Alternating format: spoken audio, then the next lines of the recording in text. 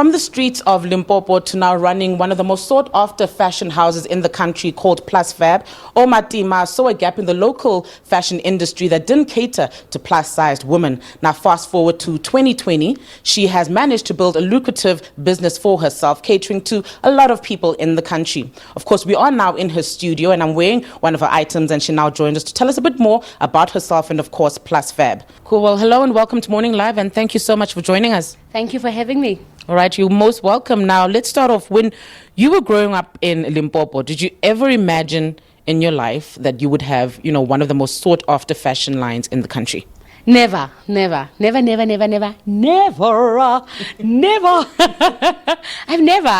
think, I am where I am because of the struggles in my life as growing older. It's not finding clothes in stores that let me here. It's when life gave me lemons. I made lemonade. So call this my lemonade. Yeah.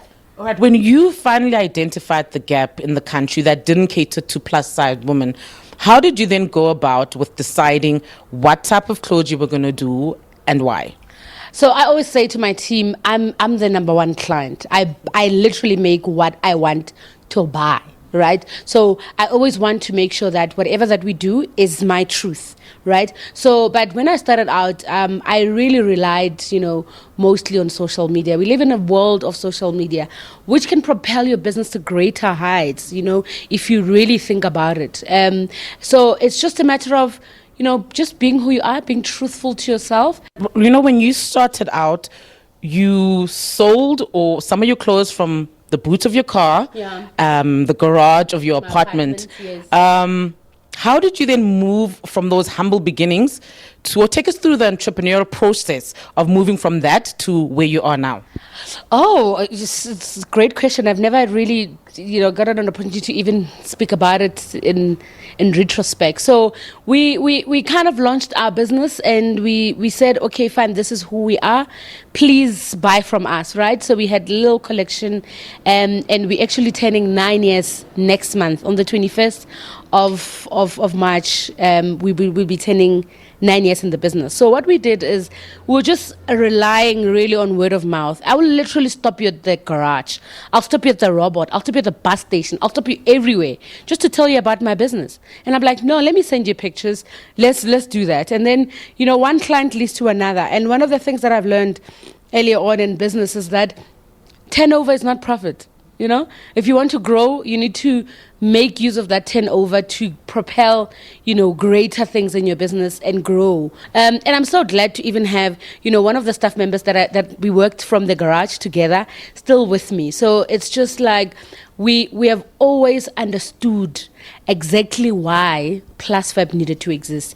And we always stayed true to that. Why do you think that, I don't know if it's a South African thing or international thing, but why do you think that there is such a gap or little attention is given to catering to plus-sized women who want to also look fashionable? I think nothing about us without us, right? So the understanding I'm getting and interacting with a lot of people in maybe big retail groups is that I don't think they understood it. I don't think they understood that whole existence. And it was up to us to be the change that we want you to see. You now see them actually, giving attention to plus size, not so much, but work is done. And because we live in a social media world, you can't ignore us because we were constantly told that we don't exist, we're not beautiful enough and all of that. But today we can prove with the image of a beautiful, sexy plus-size woman. So the world is waking up to that, and they will just keep up. We'll do what we do, and we'll do it well. We always just want to speak to what is it that we want to see. So I was on holiday in Bali, and I wanted to just wear something that is quite nice, quite flirty, and all of that. So then I came up with this dress in particular, and we've run 2 prints of that. It's still amazing. So this is what I thought. I don't have anybody to zip my dress, so I always ask the security at the complex to zip my dress at the back, right? And I'm like, to solve this problem, I'm going to make a dress that zips in front. right? I'm going to make a dress that zips in front here. So this dress is also coming up. Now you can just wear the dress and not have to ask a security guy to zip your dress at the back, because I really like those kind of silhouettes as well. So there are also times when I want a jumpsuit and I'm like, I want a jumpsuit that is nice and, you know, that can hold my body and all of that. So how do we make sure that we create so it's always something that I fit and fit and fit and fit up until we get it right. And when we do get it right, we know how you're going to feel when you fit it in stores. So we always just put that, I'm a client first before I'm a designer. So that has always been what drives me in the work that I do. And maybe lastly, what message would you have now for those young up-and-coming designers who also want to be at the level that you're at? What work goes into being where you are right now?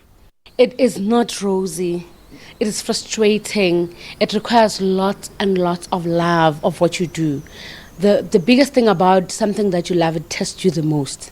And you have to stick through the fires and the storms, right?